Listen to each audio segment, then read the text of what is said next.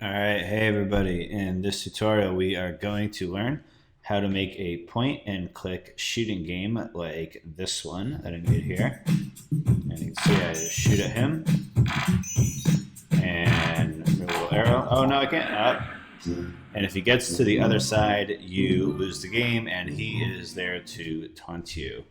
And we will learn the basic shooting mechanics like that. We'll also learn about getting a cloud variable that will display the highest score. We'll also make our score variable look nice and pretty like the sprite right there. So let's get started. It should be fun. I'm going to go to create.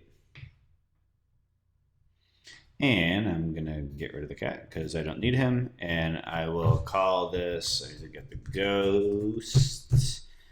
And I'll pick out a sprite first. So I'm going to go to new sprite. And which one will I do? The air, no, ballerina would not be good. Bear, how about beetle? Do beetle. And I will make a pun with the band, and it will be Meet the Beatles. But the correct spelling of Beatles, like the book.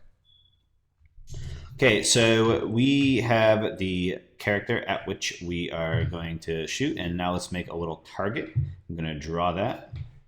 Make sure the like the hollowed out one is selected, and just make a little circle like that, and a little one inside of it. Good, and then two lines going down and going across, and we have a little target right there. And the last thing that I am going to make for now is just the thing that I am using to shoot, and it will go to the target.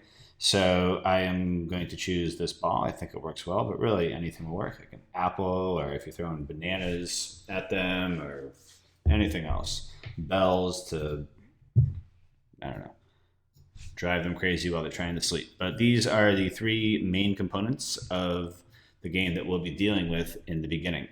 And the first thing I want to do is I want to make my target. If you notice in the other game, it follows my mouse everywhere. So I'm going to go here, and when the green flag is clicked, forever,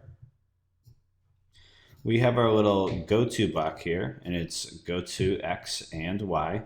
And we have a thing, where is it? In sensing, that you have mouse X and mouse Y. And all that does is it tells you what the X position of the mouse is at any given time and what the Y position is of the mouse at any given time.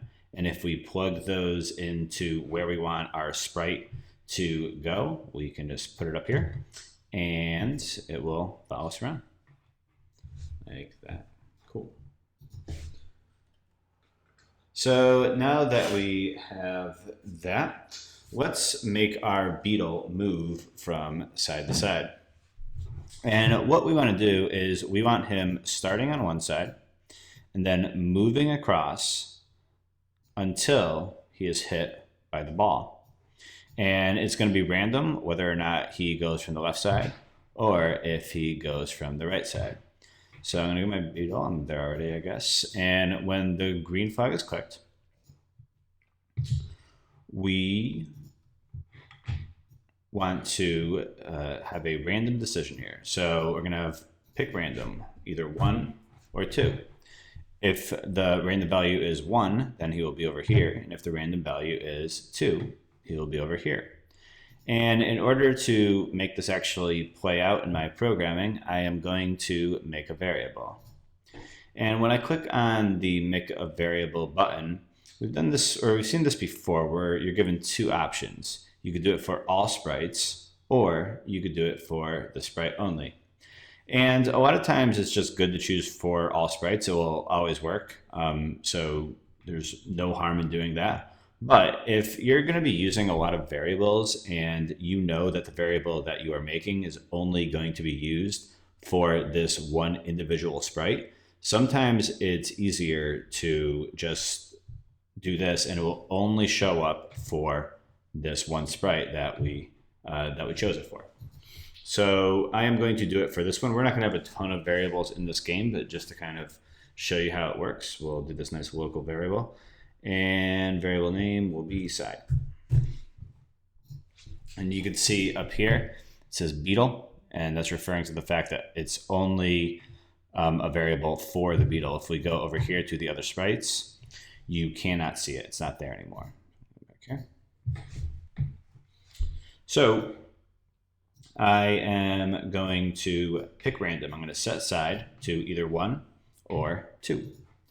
I have an if-then statement where if side, if it is 1, if it is the left side,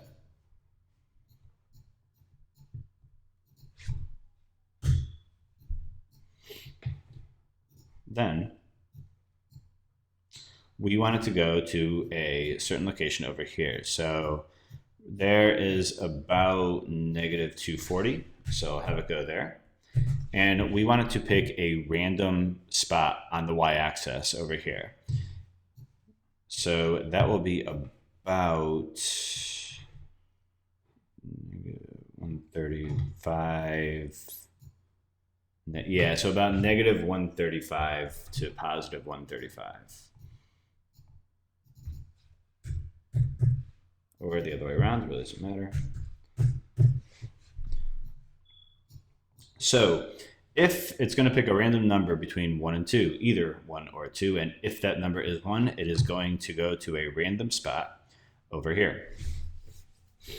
And once we have it do that, we want it to move across. So for that one, I am going to use the move 10 steps block. And all the move block does, remember, is it has it go in the direction it is pointed in. So it will just go across like that. And we want that to repeat over and over until it touches this guy, the ball right here. Whoops, I'm going to do that. Until it is touching the ball. So if the side equals 1, it's going to go to a random spot here and go across until it is touching the ball. So I got a little ahead of myself here. I forgot about this. So we want this to repeat. We want this to happen over and over again. And in order for that to happen, we are going to need to be broadcasting an event. And so this event, for this, we'll just call it go. We really call it anything. But when we press the green flag, we are going to wait for a second just to kind of give them a chance to get their bearings straight. We are going to hide the bug because we don't want it to be there. And then we are going to broadcast go. And when I receive go, we want to pick that. We want to pick which side it's going to be on, and then we will check this out here. And one thing I want to do, if I did hide, I want to make sure that it shows up because we wouldn't be able to see it. And that seems sort of obvious, but that is a mistake I've seen a lot of people make. So just if you hide something and you want it to show up later, check that you are actually making it show up. So I want to do this for the other side. Oops. So if side equals 2, we want it to go to +240. And pick a random number between 135 and -135.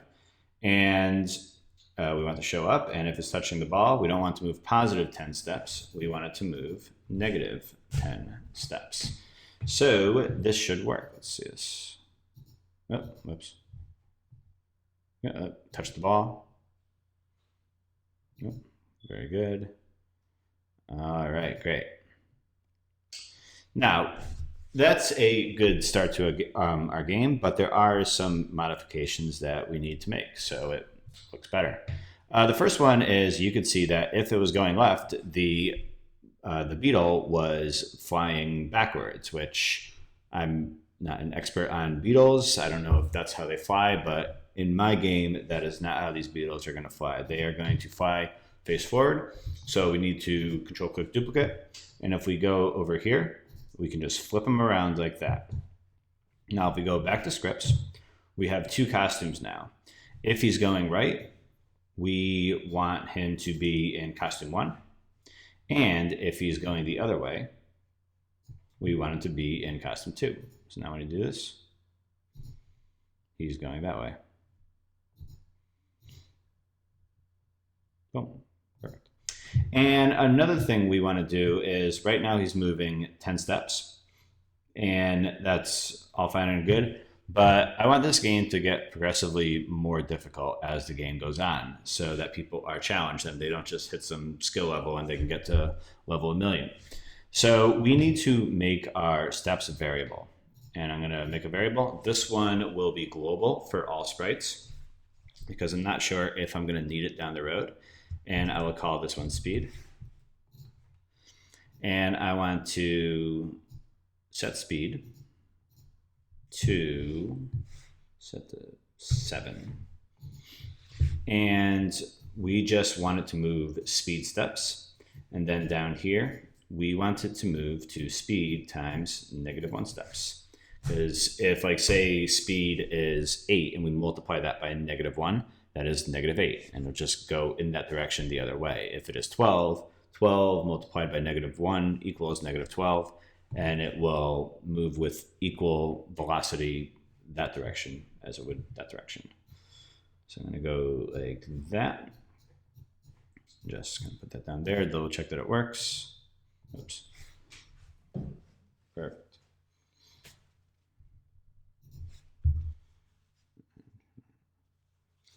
Okay, great. So now that we have that, let's actually make our shooting effect. And what we want to do is we want it to, once we click it, we want it hiding.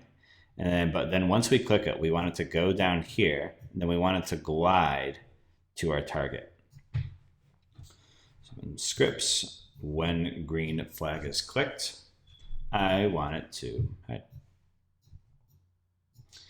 And now, if we have mouse down, and mouse down is just Scratch terminology for the mouse being clicked. If you feel your mouse, it could be up or it could be down. Mouse down just means that it is clicked. If mouse down, then what we want to do is we want to make a clone. And at this stage in the tutorials, I'm kind of making them asynchronously. I don't know if we've encountered the clones yet, but if you haven't, the clone, all it does is it makes a copy of the sprite. So it has the same script, same everything. It's just another version of it. And it's a really efficient way of doing things. Rather than, like, we're going to shoot 7 different balls here. We don't want to have to make 7 copies of this and apply the scripts to each individual one. That would be incredibly inefficient. So what we get to do here is just make a copy of this. And then when it starts as that clone, we can give it specific commands. So forever, if the mouse is down, we want it to create a clone of itself.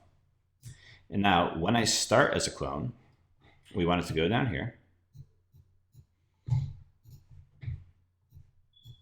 We hit it before, so we want to make sure that it's showing up. And then we just want it to glide to wherever the target is. So we will do mouse X and mouse Y again.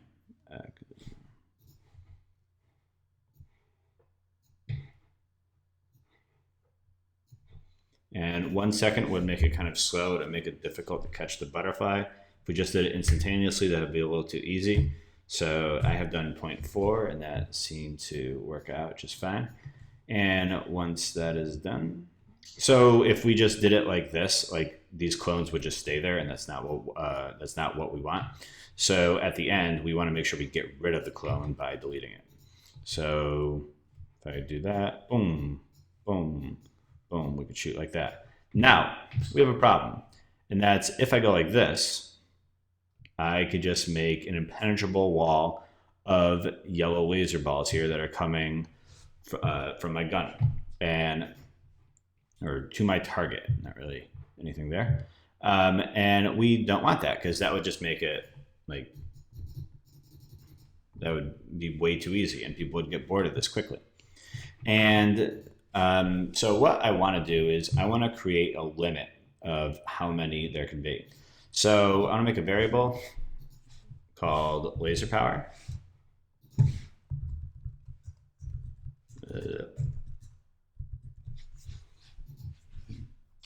A variable called laser power. And we want to go back here. And every time I receive go, we want to set laser power to 7. So it'll restart every single time there is a beetle that goes across the screen. And then when I start as a clone, all we want to do is change laser power by -1. So I get 7 of those clones.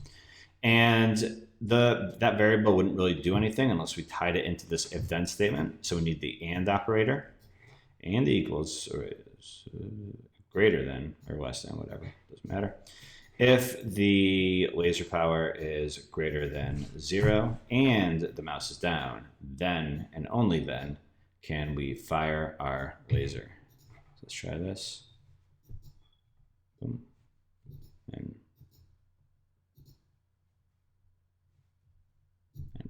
yeah, see, I can't do it anymore after that. Cool. Okay, so we have our character moving across the screen and we can shoot, but we need to make it so that the character is continuously moving and we don't have to reset this every single time we do it. So I am gonna go to here and we wanna make it so that if this beetle is touching the ball, then everything just kind of resets. So we have if touching ball, then if you notice in my get the ghost one, there was kind of like a little visual effect where he would go down. So let's get another costume here, and I want to duplicate him. And if I just use my little, convert it to bitmap mode, and I use this little thing, this is really handy that I don't know how many people know about, but like if you just select it, you're able to manipulate it in any kind of way you want. Like you can move it around, you can make it bigger, smaller, and you can rotate it. So I'm going to rotate him like that, and that will be our third beetle, our third costume.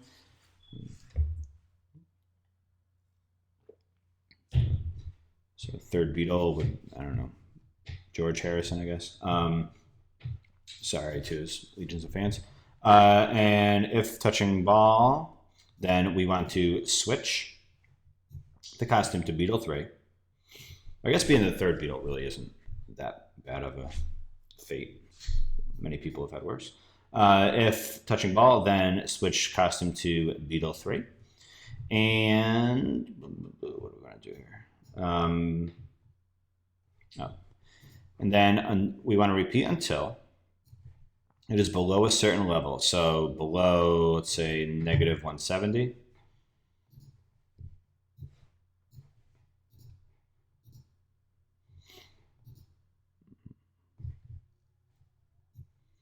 So Y position is less than -170. We just want to change Y by -10.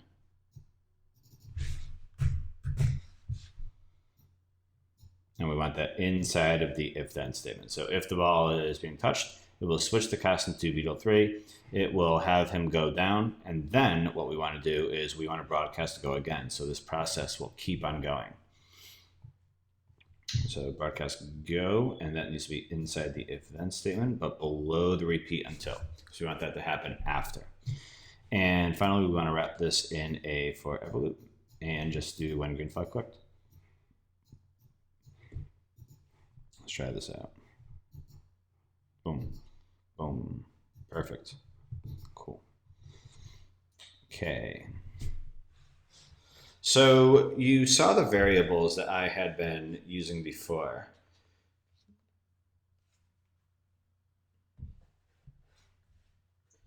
And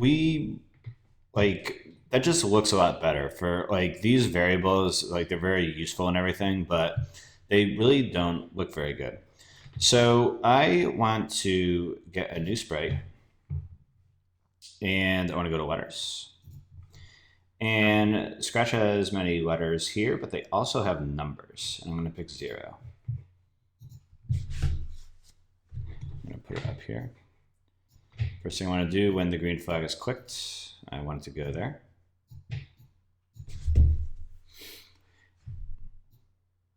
And now if I go to costumes and I choose them from the library, go to letters. Let's go main. All right. And if you hold down shift, like you can't just do it and they all get selected, but if you hold down shift, you could individually select them. Like that. And now we have all of these numbers right here. And we want to move 0 down here. I'll explain why in 1 second. First, I just want to get it down to the very end. And in addition to having names, all these sprite costumes have numbers too. So this is costume number 1. Its name is 1 glow, but its number is number 2. This one is number 2. This one is number 1, and that one is number 2. Basic math here. And that one's number 3. Now, luckily for us, these numbers correspond to the sprites. So we can use that to help us convert our variable into this more attractive sprite-based variable. I'm going to go here. And I need to make a new variable called score.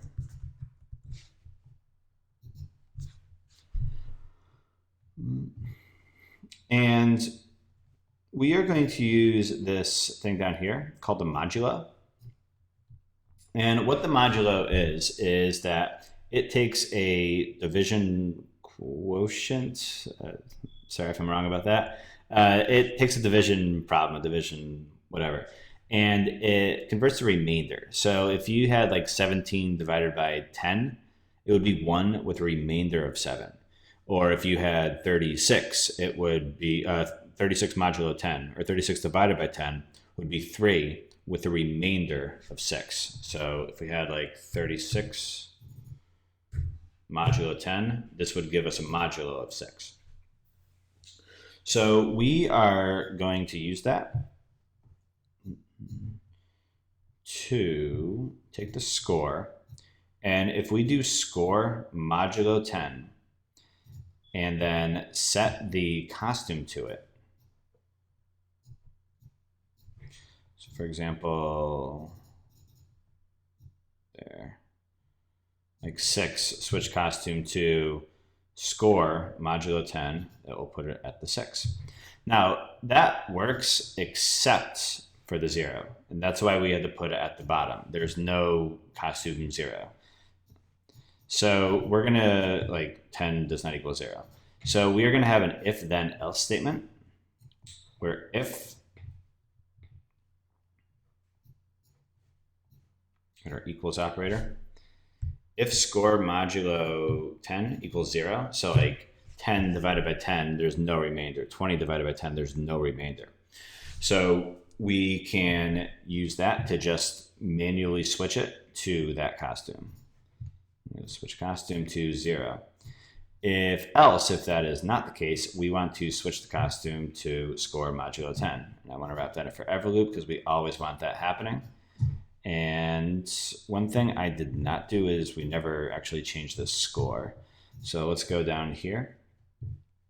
Every time that I receive go, actually every time that it's touching the ball, let's change the score. So if it is touching the ball, we want to change score by 1 and then switch it to beetle. So let's try this. Yep. And that works. The only issue is that I never set the score to 0. So the beginning, set score to 0. Now,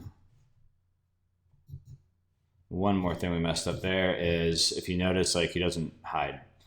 That's because he's hiding after the wait 1 second. So I'm going to put that there. So now he's going to hide and then it's going to wait 1 second. Cool. Boom. Boom.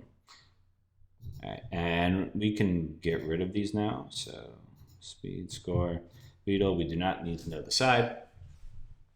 All right. So we have our ones digit. Now let's make our tens digit. And so I'm going to get a new sprite. And I am going to go to letters again. This time I do not need 0 because we are never going to, like, if it's in the 10 spot, we don't need a 0 for it because we're not going to get up to triple digits. So I'm going to start with 1 and I'm going to have it go up there. And just like before, I want to make sure that it's always going there. So when green flag clicked, we want to go to there.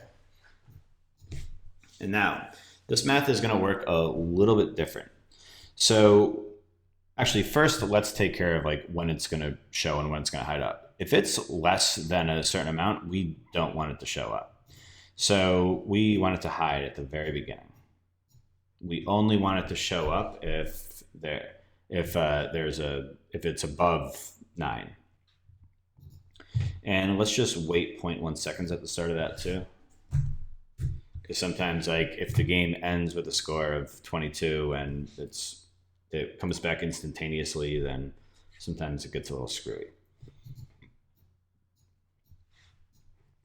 So we could do greater than 9, but just to kind of show another way of doing this, I'm going to do the length of. And length of whatever's in here will determine how many characters it is. So this one, WORLD, that's 5 characters. That will give us a value of 5. It also measures the number of digits in a variable. So if I have, or in any number really, if I have, where's my score? Length of score, right now it is that actually what it is? That's 3. So it is 1 digit. So that will tell us 1. If I can click on it, there we go. If we were to increase score to 58, it would be 2. Cool. I can get rid of that again. So if the length of score, if that is greater than 1, then we want to show it. Pretty simple.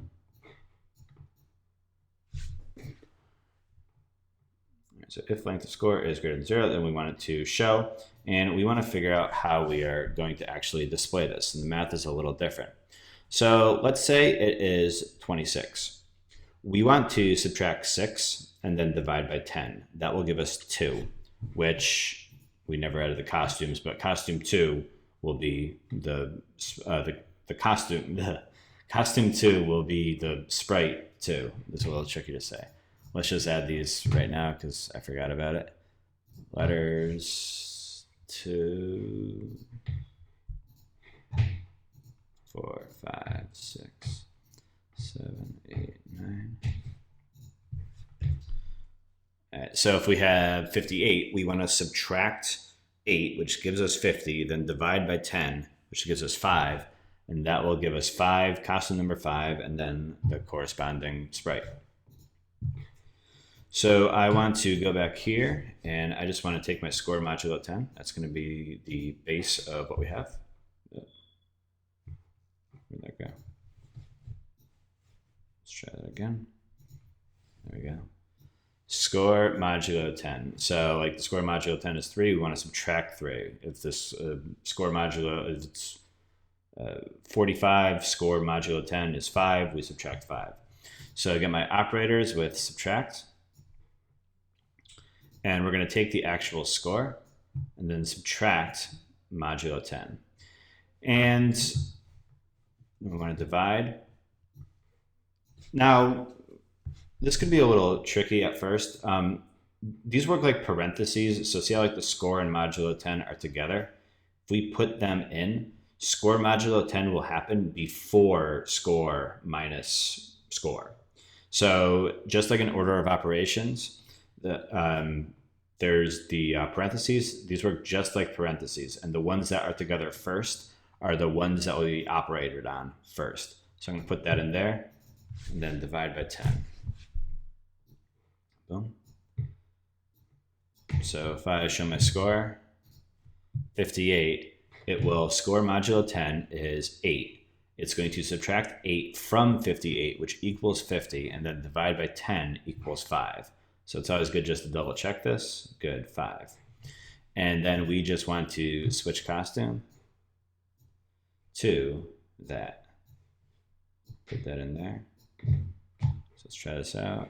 I should be able to hide score.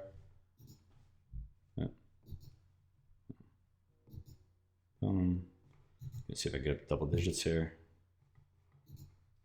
Be kind of embarrassing if I didn't. After all this time and effort. Ooh, that did not work. So what's the issue here? If length of score is greater than 1. Oh, the classic forgetting the forever loop. Wow, can't believe I did that. All right, so we'll fix that little thing that went before after this. No. Ah. Whew.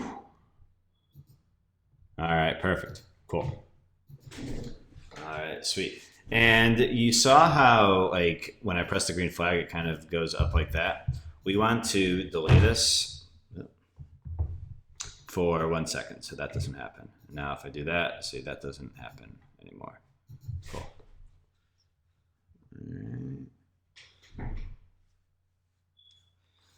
So we want to, if it gets to the other side, we just want to end the game. So a kind of common misconception would be that just we have if touching edge, then end the game. The only problem with that is that he is touching the edge right here. So instead of using if touching edge, we want to do just an x value greater than. So if the x value of this guy is greater than, what do we want? 240. Then we're going to make a new event, broadcast end.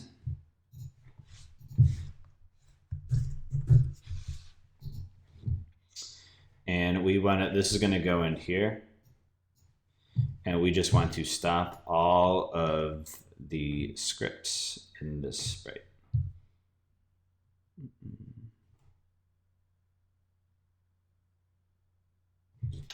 Actually, no, we don't need that. So let's just put that there. So if it's going from here to here, we want greater than 240, just duplicate it. And if it is less than, mix this up. Nope. All right, if it's coming from this side, we want it to be less than negative 240. We want to broadcast end. And if we receive the end,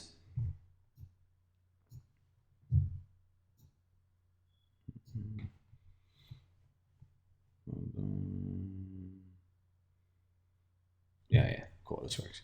All right, so when I was a kid, there was this game called Duck Hunt, and I'm sure many people are familiar with it, and that was kind of the inspiration for this game.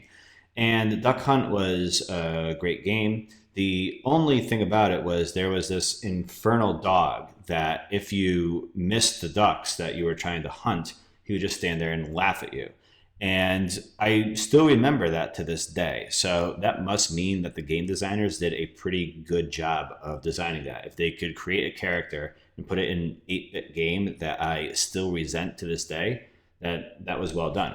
And I want to try to do something similar in this game here too, so that we can elicit emotion and passion from the people that are playing the game. So what I'm going to do is I'm just going to make this guy as obnoxious as possible. And when I receive end, first we'll have him dance around. So he's going to go from here.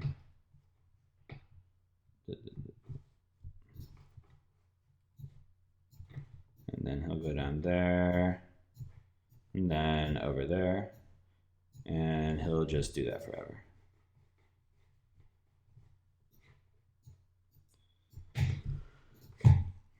And we'll do another one where he is taunting you as well, adding insult to injury. So let's have him say, "You can't catch me."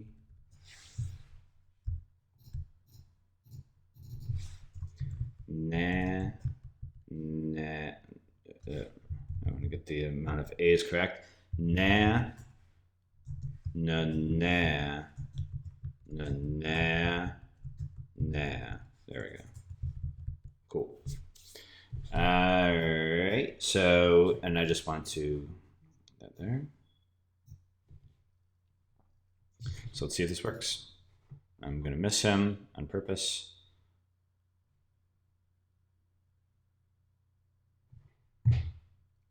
Something went wrong. Oh.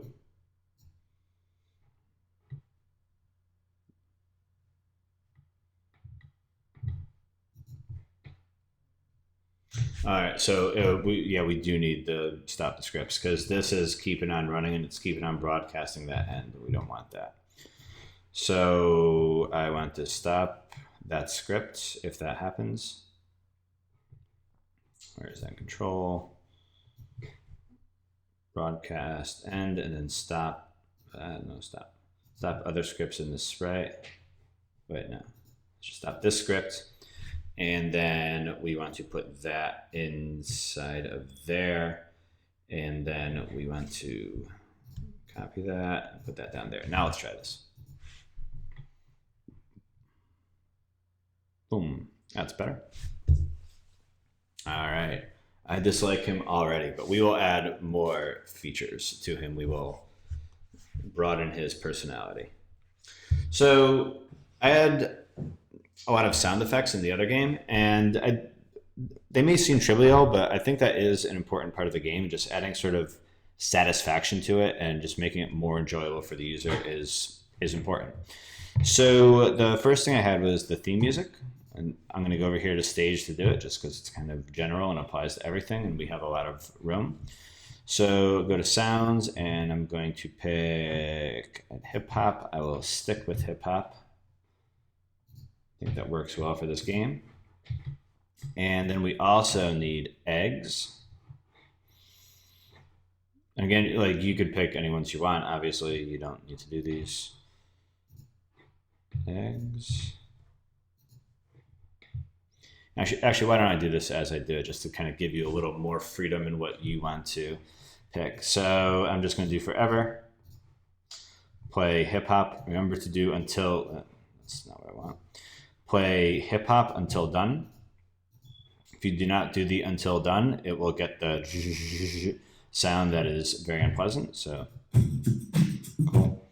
And if the game is if the game ends, we want to go, there's mix up events and control with the messages. When I receive end, we want to stop other scripts stop other scripts in this stage, there we go, which will stop playing the hip hop music.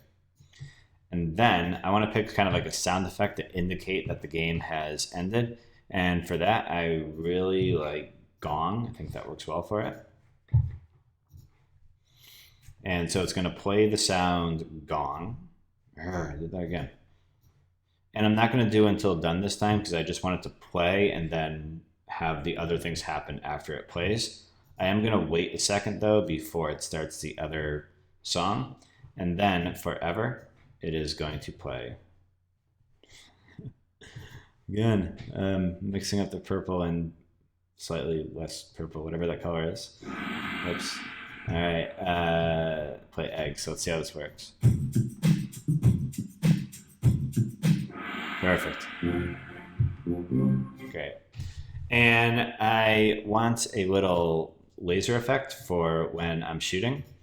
So we have an if then else statement. And if our laser power if it is greater than 0, then we want to play, which one was it? Laser, this one? No, laser 2. And again, you could pick whatever sound effects you want, doesn't matter. You have creative liberty with what you want to do with all of this stuff, and I'm not going to make that mistake this time. And I just want to play laser sounds. However, if I do not have any shots left, pop is already there, so I am going to play sound pop. And this is only going to happen if the mouse is down, if I click the mouse. When a green flag clicked, and forever. Boom.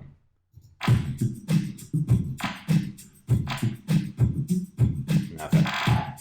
You can see. All right. And I also want to do it that if I try to shoot after, like, I don't get that satisfaction of even having the pop. I just want it to be more infuriating. So I'm going to go to sounds, and I am going to pick male laughing. I really just like how condescending that laugh is. And so when I receive end, I want to stop all this other stuff.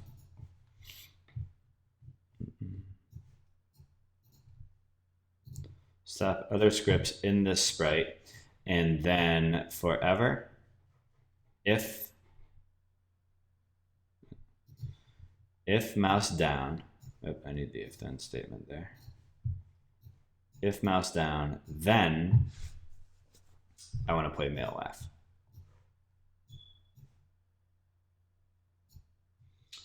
I'm missing, oh yeah.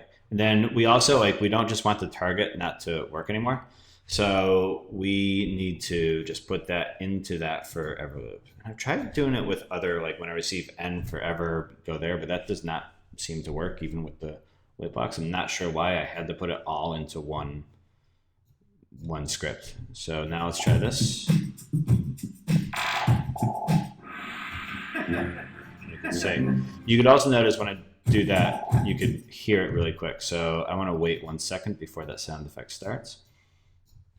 And finally, I want to go here, and when I hit the beetle, I want a nice little sort of satisfying sound that indicates that I have done something well. And I found a good one for that is this one right here, the fairy dust. And if I go there, man, play sound fairy dust. I don't want to do it until done because I still want all of this processing while it happens. So where do I want this? Oh, if touching ball, change score by 1, and then we'll play it. So now if I shoot him, all right.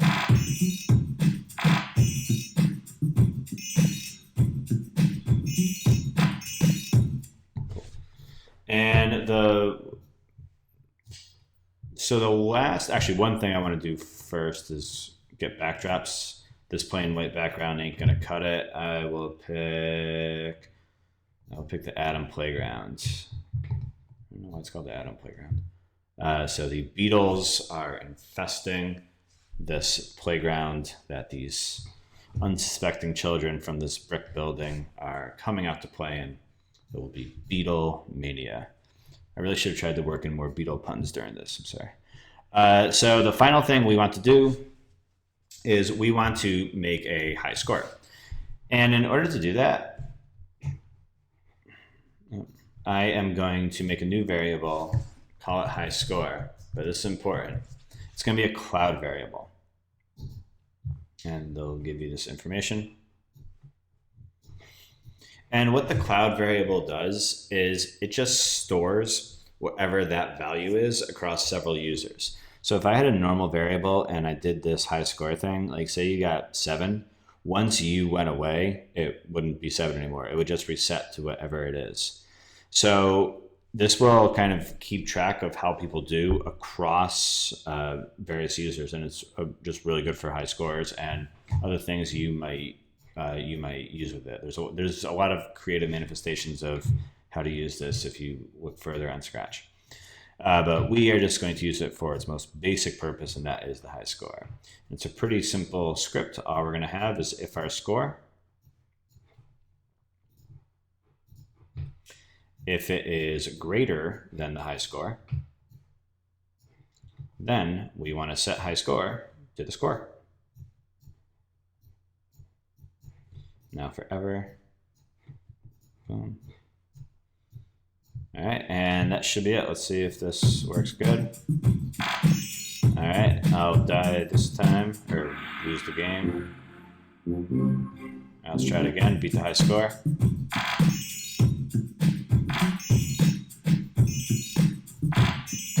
All right, let him go. All right, let's try not beating the high score, make sure that works. Cool, it's still at 4. And that is the game. Feel free to make as many tweaks and modifications as you would like, but good job finishing this. I think it is a fun game to play and very satisfying to make. So I hope you enjoyed it and learn a thing or two, and thanks for watching. Later.